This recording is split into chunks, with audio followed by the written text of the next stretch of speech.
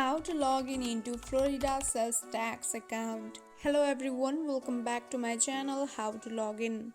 I am back again with a simple tutorial on how to log in into Florida sales tax account. So let's get right into the tutorial. Firstly, do make sure that you have a stable internet connection. Now open any browser you have on your device. For example, I will use Safari. Now search for the Florida sales tax login. As you can see, I have already searched for it.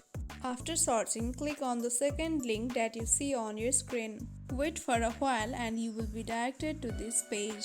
Now here you can finally enter your user ID and password in order to log in into your account. Once you have filled your information, you can tap on login and log in into your account. And in case you have forgotten your user ID or password, tap on forget user ID or password option. Or you can also enter your certificate number and business partner number in order to log in into your account. So that's all for this tutorial. In this simple way, you can log in into your Florida sales tax account.